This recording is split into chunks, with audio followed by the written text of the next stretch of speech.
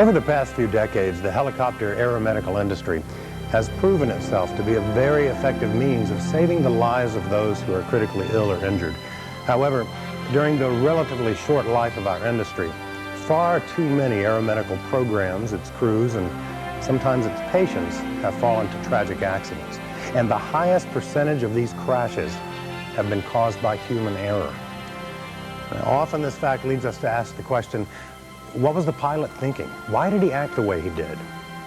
And what's even more confusing is why are the same mistakes still being made over and over again throughout our industry?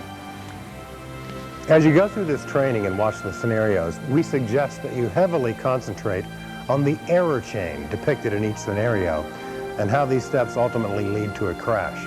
Ask yourself, what were the contributing factors? Were there opportunities to break this chain? Was there a specific culture in a program that affected the pilot's decision-making? And finally, were there direct and/or indirect pressures that influenced the pilot's decision? And finally, before we begin with the scenarios, there are two major points to note. First, none of these scenarios are contrived. Each contain multiple contributing factors and influences taken directly from industry accident and incident reports, as well as confidential surveys recently completed by your peers concerning practices and safety problems within our industry. And second, this video would not be possible if it were not for the support of aeromedical helicopter operators, hospital programs, and their crews, as well as all of the other supporting agencies named in the closing credits of this video. These companies donated their equipment, personnel, and the display of their logos to demonstrate unsafe safety practices in the sincere hope that taking a proactive approach through this training will help to significantly improve the safety record of this worthwhile industry. Now let's begin with the first scenario.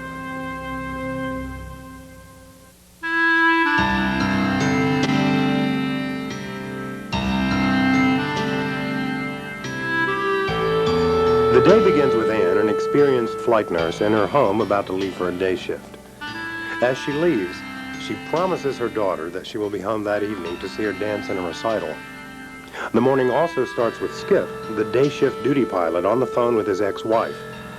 He is promising her that he will be there at 8 p.m. sharp to pick up the kids for their planned week-long camping trip. Skip's ex-wife reminds him that she too has an obligation that evening and would not appreciate him being late. The shift begins with Skip checking weather, which in the morning is VFR with haze, but is forecasted to diminish to IFR conditions by the end of the shift. This is a VFR program based at an airport. Following his weather check, Skip pre-flights the aircraft, while Anne checks all of the medical supplies and equipment on the aircraft along with Paul, a new flight medic who has just completed training during the past 2 weeks. Following the pre-flight activities, Skip, Anne, and Paul join a program staff meeting where the prior month's activity was reviewed.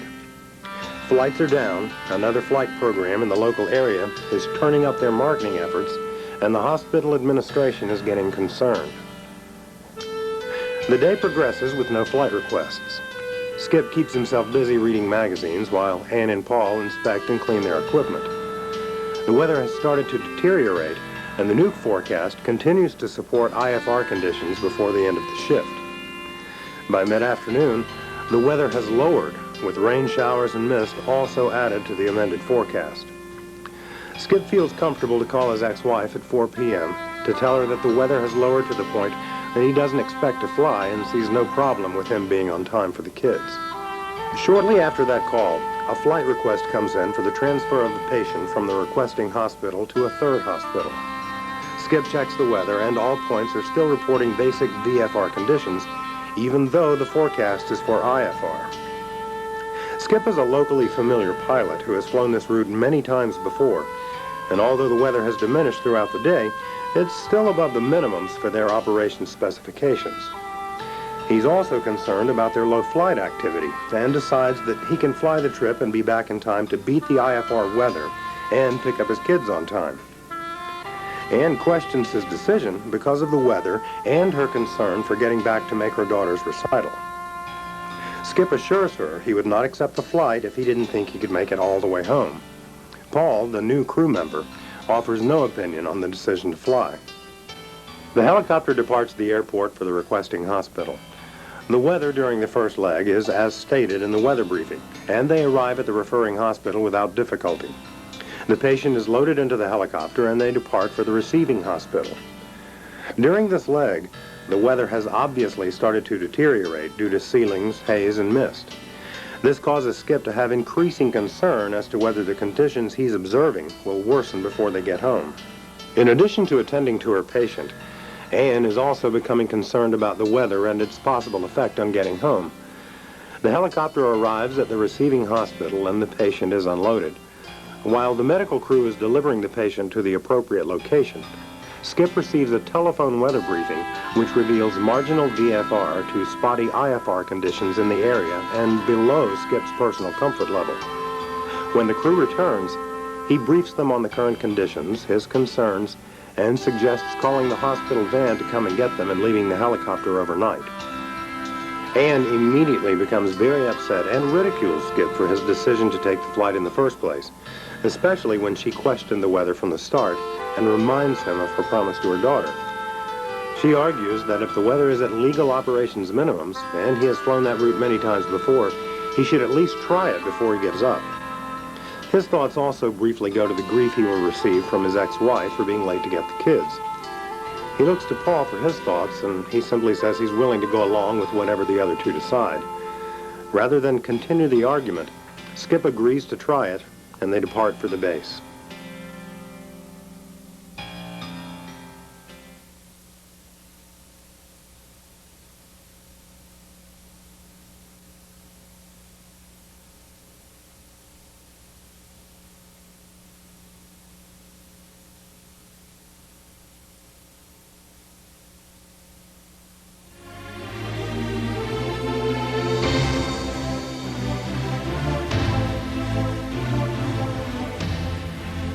This hospital-based program has been in continuous service for 15 years and using the same vendor for the past 10 years.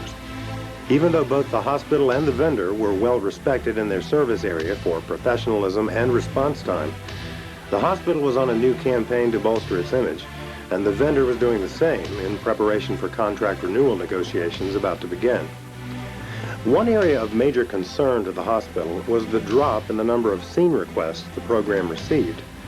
Recent staff meetings had focused on this concern and ways to improve the scene call numbers.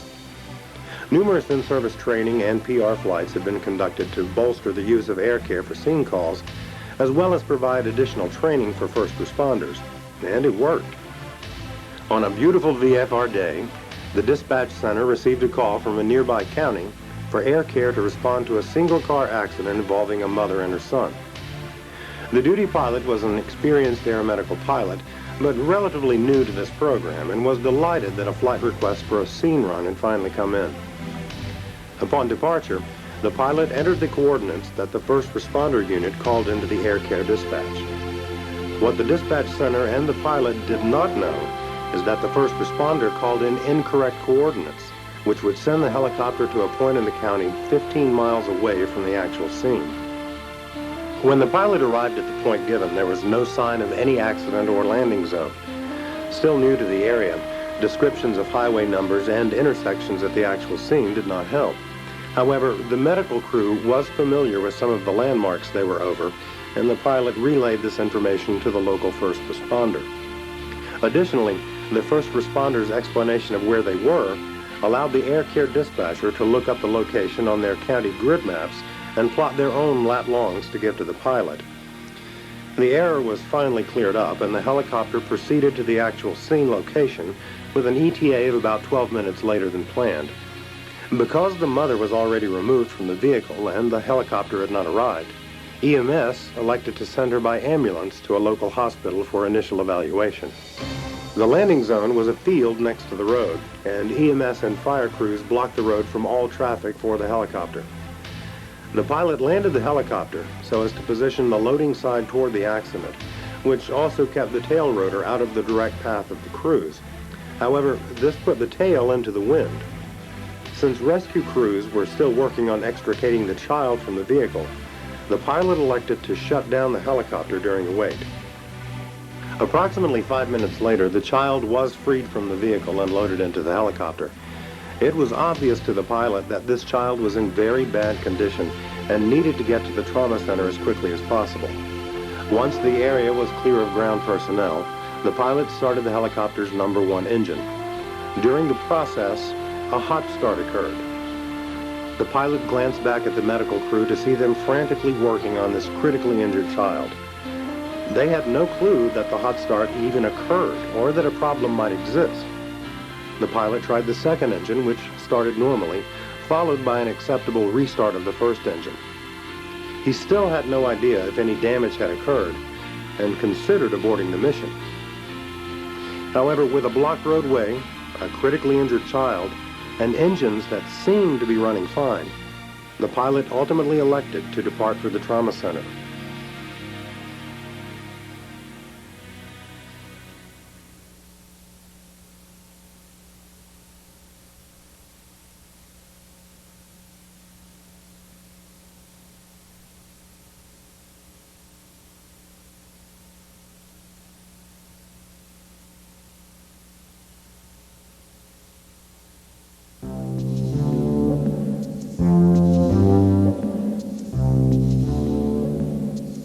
Tim is an experienced aeromedical pilot.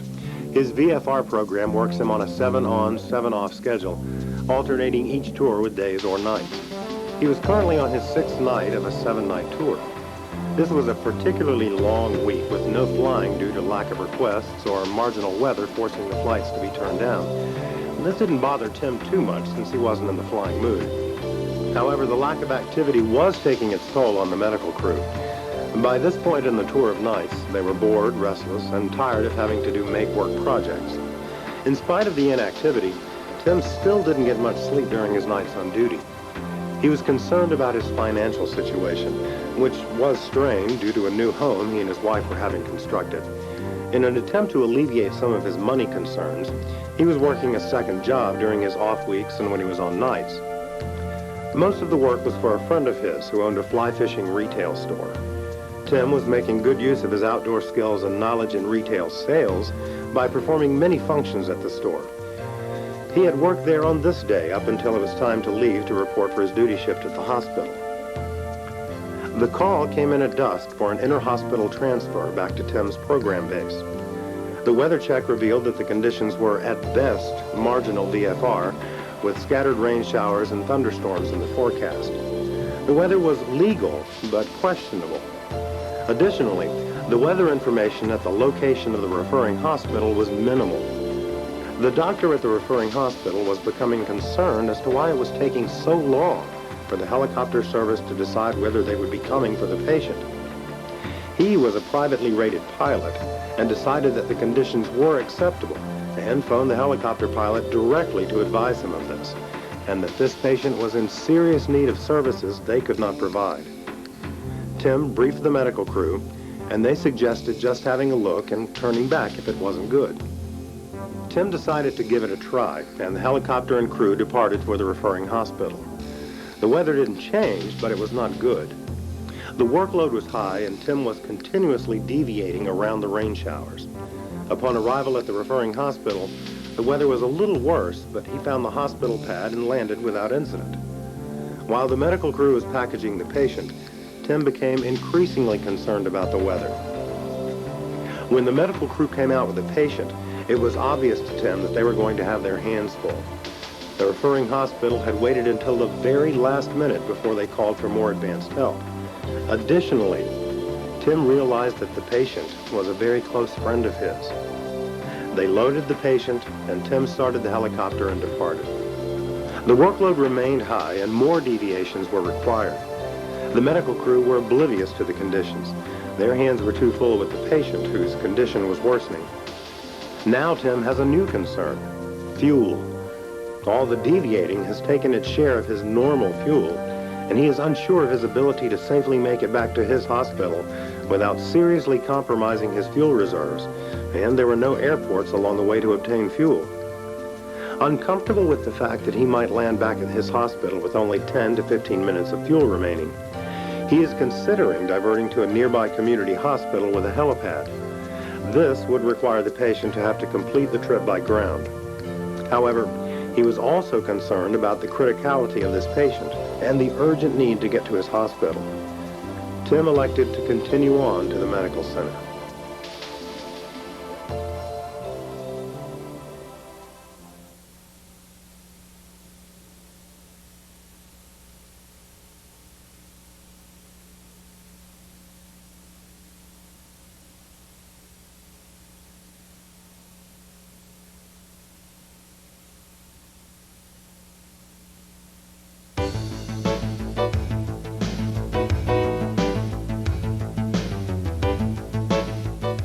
Bobby is a pilot who was recently assigned to a contract that was nearly 20 years old.